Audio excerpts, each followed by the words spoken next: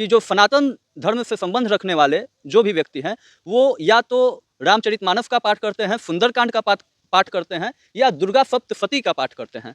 तो इस पाठ के दौरान वो कहीं ना कहीं अपने आप की जो दुर्बलताएं हैं उनको मिटाने का प्रयास करते हैं और जीवन में कुछ नया प्रयोग करने का प्रयत्न करते हैं। राम रावण के युद्ध से देखते हैं तो वहां पे देखते हैं कि असत्य पर सत्य का विजय। सत्य जो है वो कभी पराजित नहीं होता है, संघर्ष जरूर करता है अपने समय से, अपने परिवेश से, लेकिन वह कभी पराजित नहीं होता है।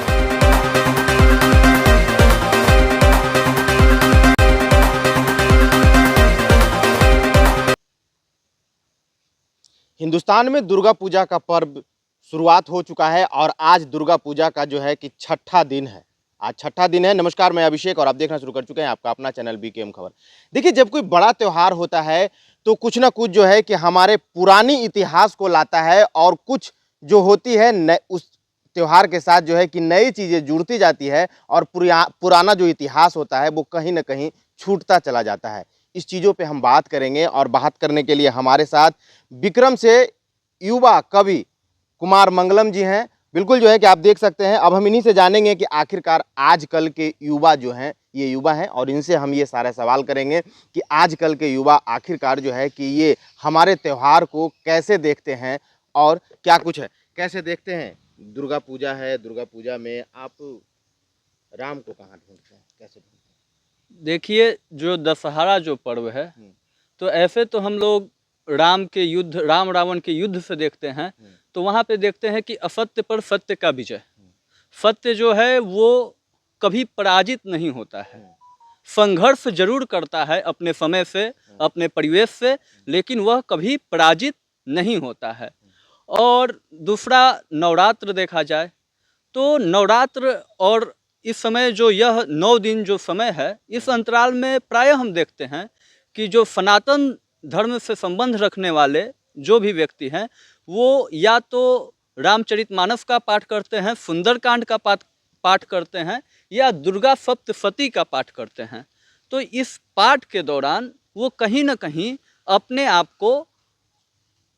अपने आप की जो दुर्बलताएं हैं उनको मिटाने का प्रयास करते हैं और जीवन में कुछ नया प्रयोग करने का प्रयत्न करते हैं और एक सकारात्मक बदलाव लाने की जो कोशिश होती है मनुष्य के अंदर, वो इस अंतराल में मुझे तो ऐसा लगता है। कैसे देखते हैं आजकल जो है कि डांडिया गरबा जैसे नाच का प्रचलन भी जो है कि हमारे समाज में अब बढ़ते दिख रहा है? हाँ, यह तो आजकल, आज से 2-4 साल पहले देखिए तो अपने हम परिवेश में देखते हैं कि उस तरह से प्रचलन जो था नहीं था डांडिया का, लेकिन आज पटना आसपास देख लीजिए कई जगह डांडिया को मतलब बहुत हर्षोल्लास के साथ मनाया जा रहा है और वो नाच गान धूम धड़ाम सब चल रहा है। लेकिन हम देखते हैं कि इसका कहीं ना कहीं व्यापक असर लोगों पर ऐसे पड़ता है कि मीडिया जो है, ठीक, मीडिया और टीवी जो है, सीरियल है, उसका प्रभाव व्यक्ति पे पड़ा है और हम लोग कहीं ना कहीं ये गरबा और डांडिया से जुड़ गए हैं और बहुत बड़े तौर पे, वृहद तौर पे इसे आज हमारे आसपास मनाया जा रहा है। लेकिन आप लोग को एक बात नहीं भूलना चाहिए कि हमारे यहाँ बिहार में एक लोक नृत्य है जिसका नाम है झिझिया और वह कहीं ना कहीं मिथिलांचल जो हमारा क्षेत्र है वहाँ पे प्रचलित था, लेकिन वह धीरे धीरे लुप्त होने के कगार पे है। हम आज कहीं ना कहीं डांडिया के रंग में रंग गए हैं, लेकिन जो हमारी अपनी झिझिया है उसको छोड़ते जा रहे हैं। ऐसा क्यों? क्योंकि इस क्षेत्र में कोई उस तरह का नेतृत्व करता नहीं रहा जो कि व्यापक फलक इसको प्रदान करें। अब आप दूसरे तरफ देखिए तो मधुबनी पेंटिंग, वह भी मिथिला का है, लेकिन मधुबनी पेंटिंग जो है वो पूरे वैश्विक फलक पर छा चुका है, वो किसी का मोहताज नहीं है। विश्व के किसी भी देश से उसका ऑर्डर आता है और अपने देश में तो प्रचलित है ही, और पठन पाठन में भी इसका जो विजुअल आर्ट आर्ट्स के जो स्टूडेंट हैं, जो कला के विद्यार्थी हैं, वो मधुबनी पेंटिंग को पढ़ते हैं। तो कहीं न कहीं अब हमारे आने वाले पीढ़ियों को उसके प्रति सजग होना होगा और उसे संरक्षित करना होगा। और ठीक है, आप देखिए कि डांडिया क्यों प्रचलित है, मीडिया, तो मीडिया में हम भी उसको स्थान देंगे। किताब में जो उपन्यास होते हैं, कहानी में, उसको नए लेखकों को उसको प्रयोग करना चाहिए कि भाई झिझिया लोक नृत्य है, जो कि दशहरा के समय में प्रचलित था बिहार में। तो उसके प्रति हमें सजग होने की जरूरत है कि वह पूर्ण रूप से संरक्षित हो सके, संरक्षित हो सके। कुमार मंगलम जी, देखिए, जब से हमारा बिहार के बहुत सा ऐसे ऐतिहासिक चीज़ है जिसको लोग भूलते जा रहे हैं, लेकिन जो है कि आखिरकार अब मैं आपसे बात करूंगा कि आप विक्रम के हैं और विक्रम में एक महानायक जो खदेरन बाबू हुए, उनका यही 10 अक्टूबर को जयंती मनाया जा रहा है। तो इस पे क्या कहना चाहेंगे आप? युवा हैं, कहा जाता है खदेरन बाबू ने विक्रम की धरती के लिए बहुत कुछ किया है, कैसे देखते हैं उनकी जयंती? देखिए, समाज में यह ऐसा व्यक्तित्व है, हमारे समाज का व्यक्ति और उनका व्यक्तित्व ऐसा है कि वो मूल्यों के साथ राजनीति करते थे। आज की तरह नहीं धड़ पकड़ के राजनीति नहीं करते थे। तो मूल्य के साथ जहाँ राजनीति होगा, वहाँ लोक मंगल की कामना की जाती है, राष्ट्र मंगल की कामना की जाती है। वहाँ व्यक्ति अपने ऊपर केवल ध्यान नहीं देता है। अब पता चला कि एक धूमिल की पंक्ति याद आ गई कि लोकतंत्र जो है वह तेली की घानी है, जिसमें आधा तेल आधा पानी है। तो यह आजकल के नेता सत्य चरितार्थ कर रहे हैं। अपने आप में एक बड़ा व्यक्तित्व हैं, विक्रम के धरोहर हैं खदेरन बाबू, जो कि एक इतिहास बना कर गए, लेकिन हम उन्हें तो भुला ही रहे हैं और उनके कृतित्व को भी भुला रहे हैं। तो हमें तो एक युवा होने के कारण अपने राष्ट्र के प्रत्येक धरोहरों को से कुछ प्रेरणा लेनी चाहिए। जाते जाते कवि हैं आप, कुछ पंक्तियां अपना गुनगुना दीजिए। कवि हैं वो तो सही है,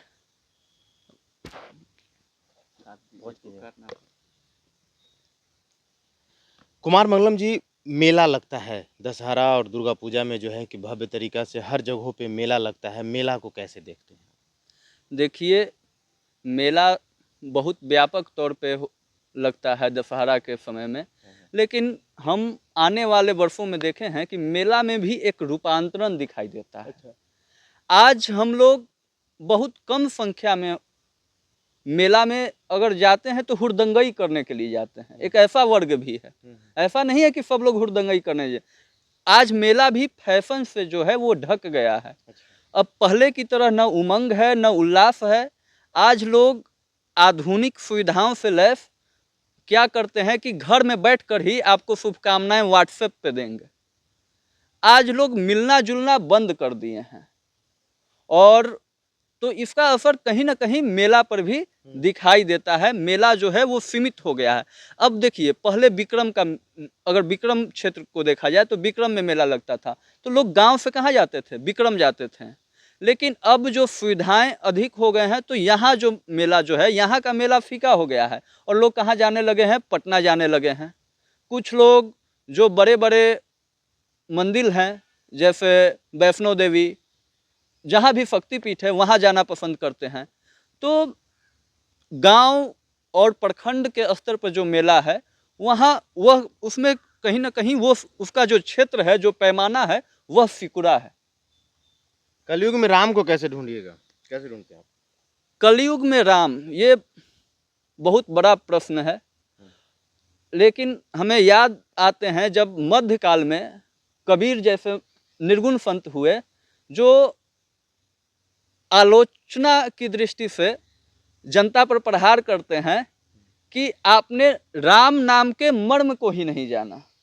ठीक, तो कहीं ना कहीं मुझे लगता है कि हमें राम को अपने अंदर ढूंढना चाहिए, क्योंकि मेरे अंदर भी राम है और उस राम को जगाने का प्रयास करना चाहिए।